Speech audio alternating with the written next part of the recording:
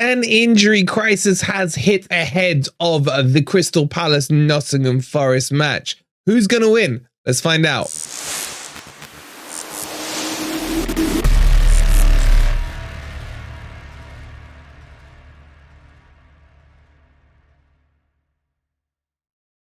Afternoon all, and welcome to your match preview for Crystal Palace versus Nottingham Forest. In today's video, we're going to go through the predicted Forest lineup. Will Steve Cooper continue to show those kahunas as he did in our previous match?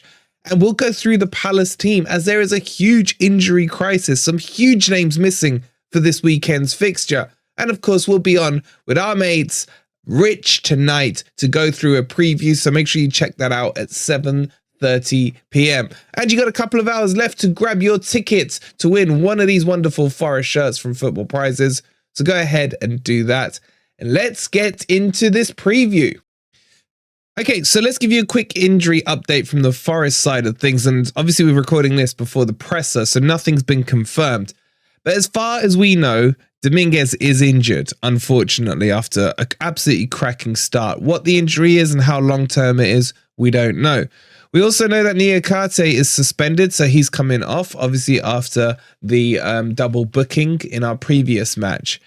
And then the real question is, what happens with Turner? Is Cooper going to punish him or back him after the mistakes he made?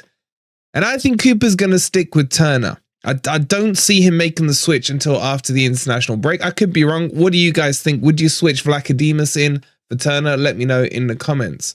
But let's start on that basis. Now, in terms of the players that played last match, I do feel like Elanga will come out as well. I can't see Morgan Gibbs-White being dropped for back-to-back games. So Morgan Gibbs-White will come back in. And that then leaves us the question, is Cooper going to go for one of three options? Is he going to go 4-3-3 again? Is he going to go 4-2-3-1, or is he going to go with Fife at the back?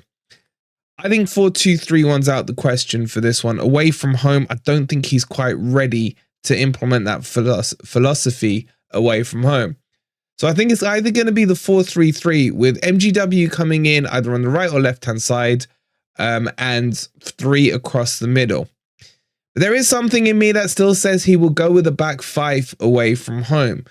And that's going to be the way I put this up. I think what we're going to see is Murillo deployed on the left-hand side of the defense.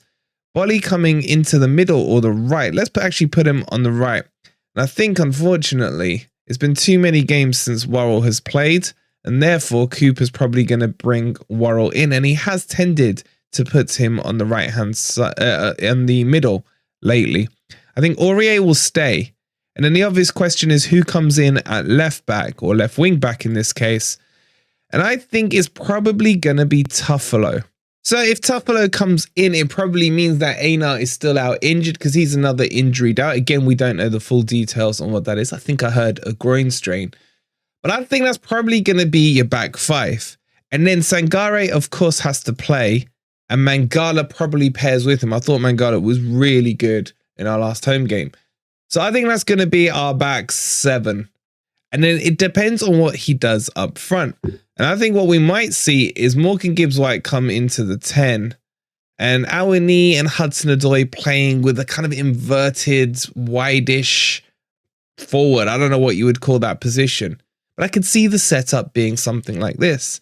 Now, would this be the setup I go with? Absolutely not. For me, it should be a 4-3-3. I'd drop Worrell, have that back four. And I'd put Sangare, Mangala, and probably Santos for me. I want to see, just because I want to see what he's like.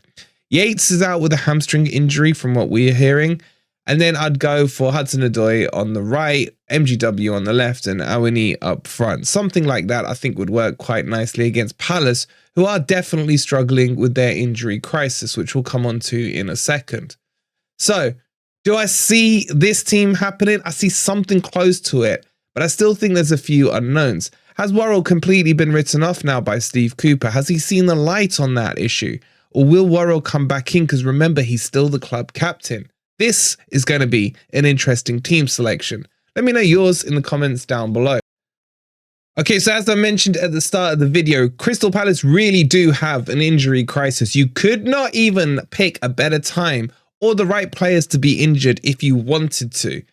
And this, as you can see, I've only fielded 10 men. Why? Because I don't actually know who's going to replace Eze. It's probably going to have to be a kid.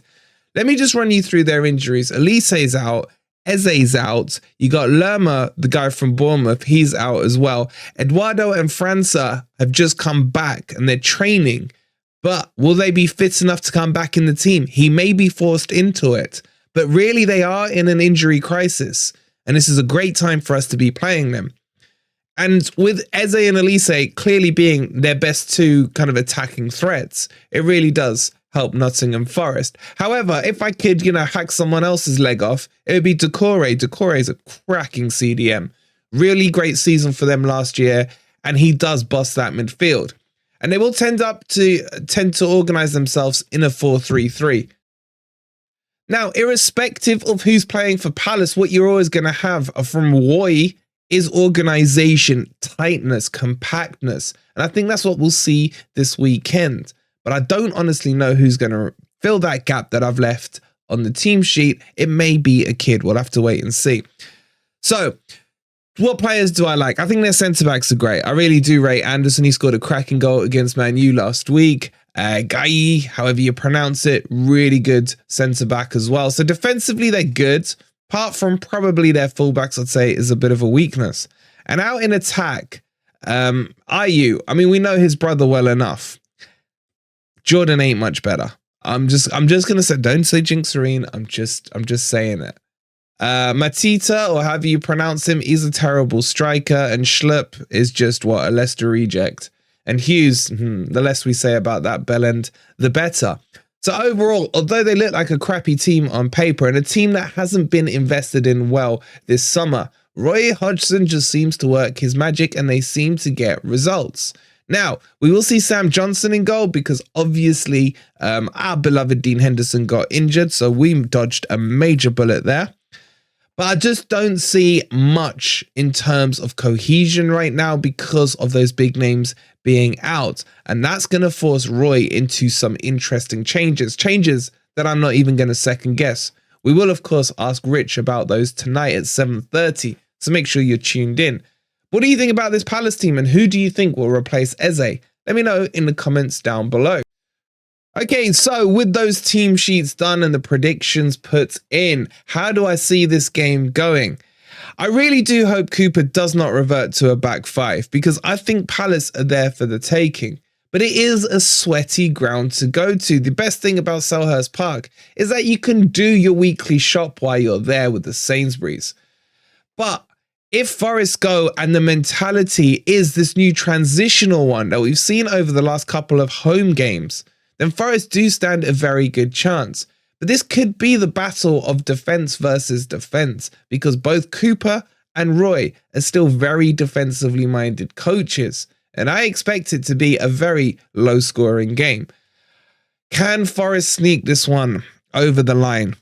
Every instinct in me says yes, but my head just seems to keep saying a draw. Forest will go there and this is going to be a dull fest, a 0-0, a 1-all, something like that. Honestly, I think both managers would be happy to walk away from this one with a point.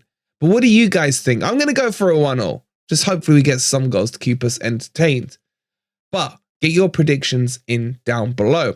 Don't forget, tonight at 7:30, we'll be on with Rich. We'll have the full match preview tomorrow with the grumpy old Reds. And if you've got this far in the video, please don't forget to hit that like button, subscribe to Forest Fan TV, and to let me know you got this far, type in Roy in the comments. We'll see you on the next video. Come on, you Reds.